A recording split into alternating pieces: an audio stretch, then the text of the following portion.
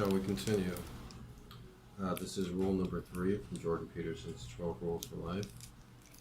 My name is Gregory Brandt, and once again I apologize about the loudness coming from outside. Hopefully they don't yell up here again during my reading. Sometimes they'll throw things up at the window. They extremely dislike readers. Rescuing the damned. People choose friends who aren't good for them. For other reasons too. Sometimes it's because they want to rescue somewhere. This is more typical of young people, although the impetus still exists among older folks who are too agreeable, or who have remained naive, or who are willfully blind. Someone might object. It is only right to see the best in people. The highest virtue is the desire to help. But not everyone who is failing is a victim, and not everyone at the bottom wishes to rise, although many do and many manage it. Nonetheless, people often accept or even amplify their own suffering as well as that of others if they can brandish it as evidence of the world's injustice. There is no shortage of oppressors among the downtrodden, even if, given their lowly positions, many of them are only tyrannically wannabes. It's the easiest path to choose, moment to moment, although it's nothing but hell in the long run. It sounds like that guy down there, a tyrannical monster. I like that paragraph. That was a great paragraph. I didn't write it, Jordan Peterson did. But I did write a book. It's called Fountains of Education. There's a lot of great paragraphs in there too. Imagine someone not doing well. He needs help. He might even want it, but it's not easy to distinguish between someone who truly wanting and needing help and someone who is merely exploiting a willing helper. The distinction is difficult even for the person who is wanting and needing and possibly exploiting. The person who tries and fails and is forgiven, and then tries again and fails and is forgiven, is also too often the person who wants everyone to believe in the authenticity of all that trying. When it's not just naivety, the attempt to rescue someone is often fueled by vanity and narcissism. Something like this is detailed in the incomparable Russian author Dostoevsky's bitter classic Notes from Underground, which began with these famous lines: "I am a sick man. I am a spiteful man. I am an unattractive man. I believe my liver is diseased." It is the confession of a miserable, arrogant sovereign in the underworld of chaos and despair. He analyzes himself mercilessly, but only pays in this manner for 100 sins, despite committing 1,000. Then, imagining himself redeemed, the underground man commits the worst transgression of the lot. He offers aid to a genuinely unfortunate person, Lisa, a woman on the desperate 19th century road to prostitution. He invites her for a visit, promising to set her life back on the proper course. While waiting for her to appear, his fantasies spin increasingly messianic.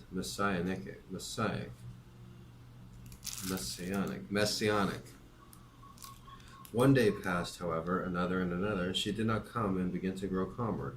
I felt particularly bold and cheerful after the 9 o'clock. I even sometimes began dreaming, and rather sweetly. I, for instance, became the salvation of Lisa, simply through her coming to me and my taking to her. I develop her, educate her. Finally, I notice that she loves me passionately.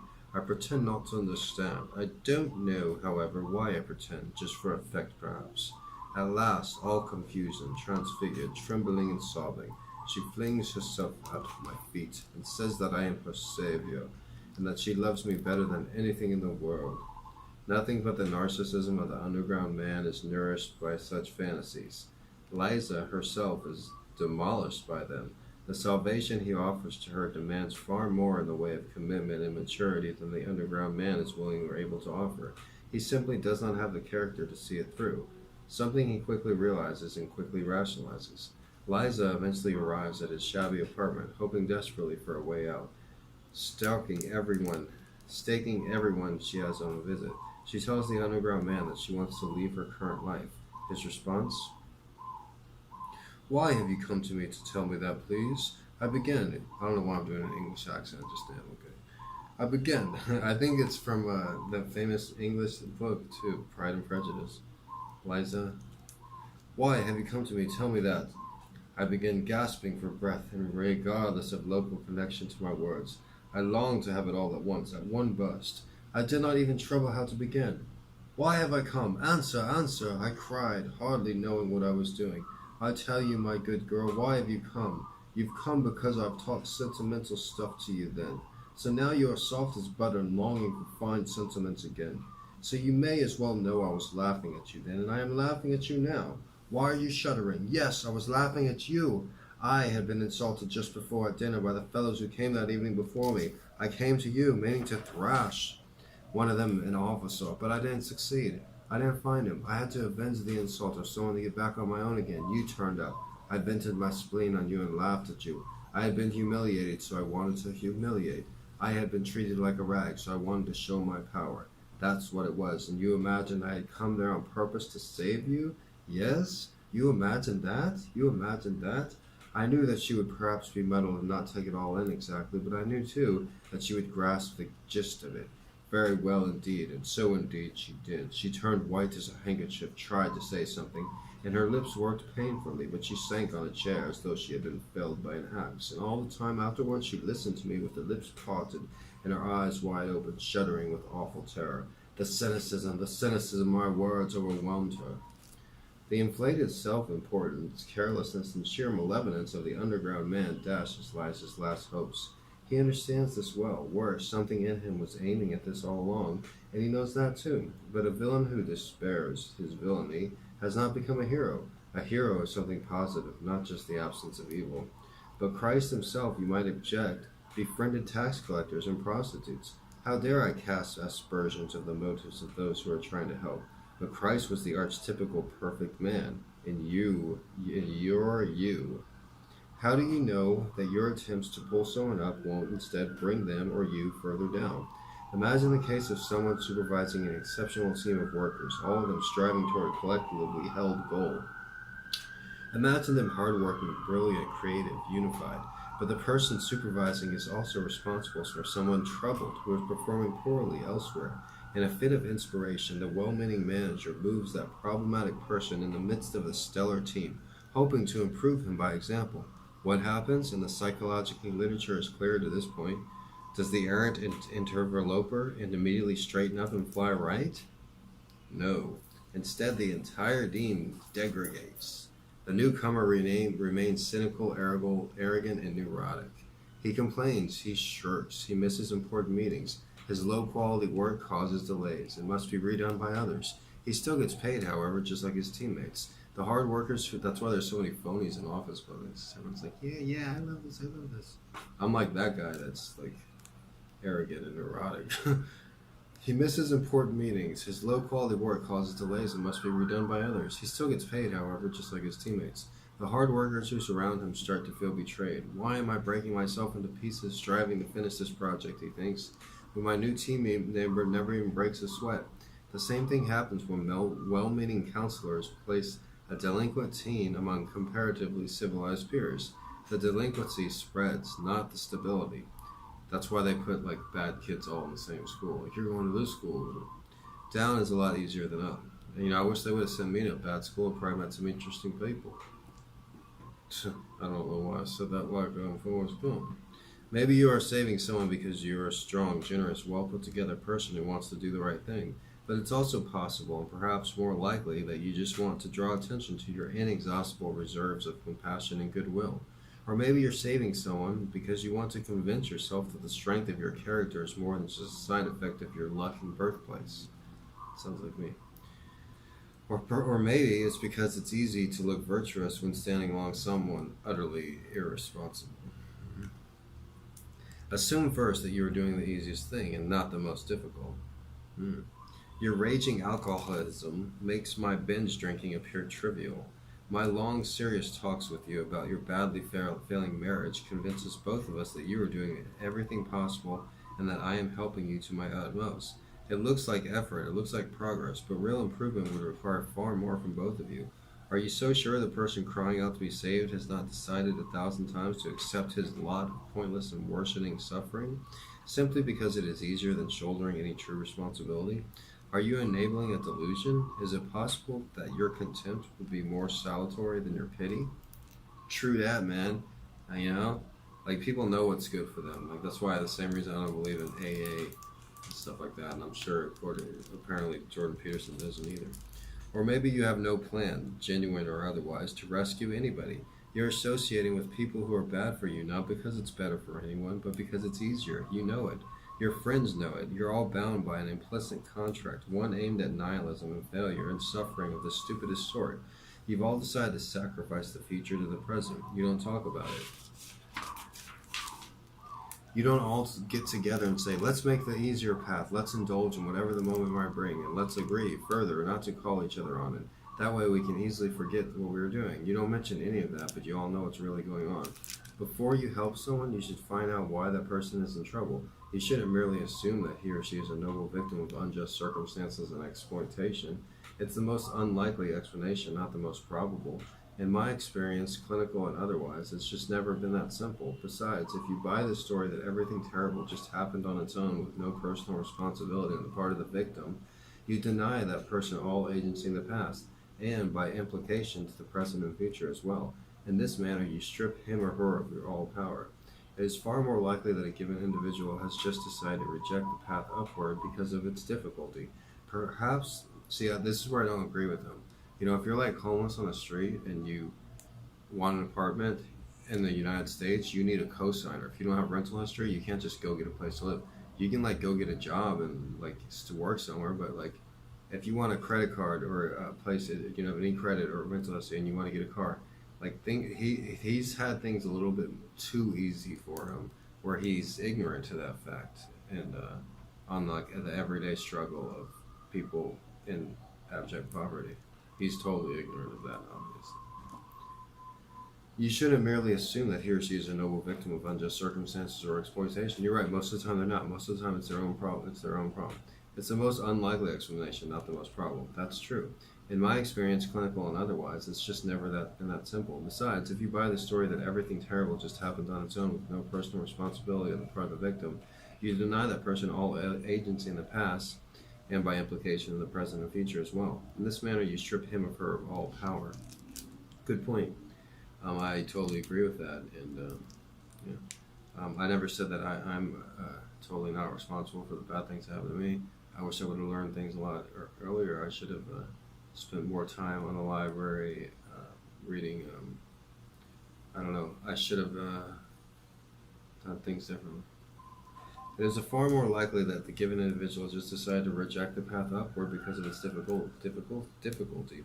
That's nothing that I hadn't ever done. I've always worked extremely hard, maybe not extremely smart. Perhaps that should even be your default assumption when faced with such a situation. That's too harsh, you think? You might be right. Maybe that's a step too far. But consider this. Failure is easy to understand. No explanation for existence is required. In the same manner, fear, hatred, addiction, promiscuity, betrayal, and deception require no explanation. It's not the existence of vices or the indulgence in it that requires explanation. Vice is easy. Failure is easy too. It's easier not to shoulder a burden. It's easier not to think and not to do and not to care. It's easier to put off until tomorrow what needs to be done today and drown the upcoming months and years in today's cheap pleasures. As the infamous father of The Simpsons puts it, immediately prior to downing a jar of mayonnaise and vodka, that's a problem for future Homer, man. I don't envy that guy. How do I know what your suffering is not the demand of martyrdom for my resources, so that you can so momentarily stave off the inevitable? Maybe you have even moved beyond caring about the impending collapse, but don't yet want to admit it. Maybe my help won't rectify anything, can't rectify anything, but it does keep you too terrible, too personal realization temporarily at bay. I don't know, you're changing things with me, Dr. Peterson. This is their most important reader right here. Maybe your misery, but maybe that's delusions of grandeur. Maybe your misery is a demand placed on me so that I fail too. No, you won't fail with me, bro. You're good, bro. So that this gap you so painfully feel between us can be reduced while you degenerate. So you degenerate and seek. How do I know that you would refuse to play such a game? How do I know that I am not myself merely pretending to be responsible while pointlessly helping you so that I don't have to do something truly difficult and genuinely possible. Maybe your misery is the weapon you brandish in your hatred for those who rose upward while you waited and sank.